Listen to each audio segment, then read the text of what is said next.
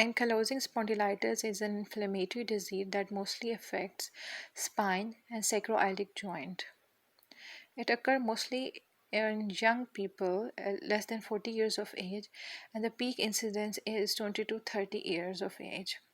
The male to female ratio is 2 to 1 and more common in male. The pain of ankylosing spondylitis is relieved with activity and with exercise, and it improved after 30 minutes of waking up.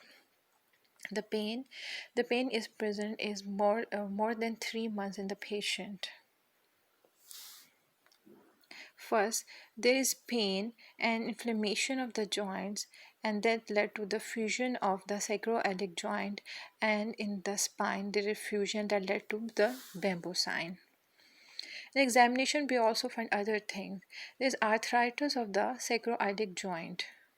Also, there is restrictive lung disease, that means there is reduced chest expansion and there is reduced spine mobility. There is difficulty in bending forward in these patients. Enthesitis is tenderness and tender insertion sites. That means there is a pain at the tendon insertion site that led to the plantar fasciitis. Dactylitis is swelling of finger and toes. Uveitis is common, and the most common in uveitis is interior uveitis. What are the complications? The most common complication is osteoporosis and osteopenia.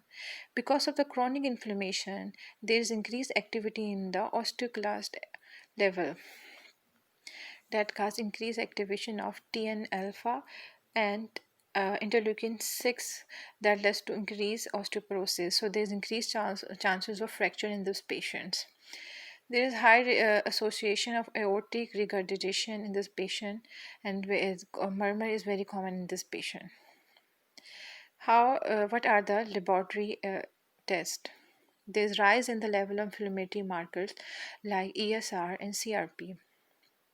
Also, this patient has high association with HLA-B27, so we can also go for genetic tests in this patient. In X-ray, we're going to find bamboo sign, and also there is fusion of the vertebra. There is squaring of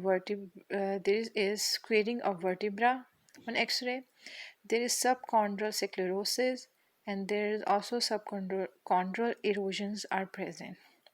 We can also go for MRI of the sacroiliac joint for early diagnosis. In management, we prescribe exercises, we encourage mobilization of the patient, we advise them to quit smoking.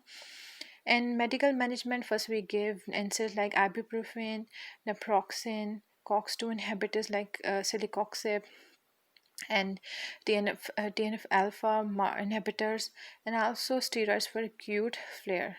Lately, we can also go for surgery in the patients.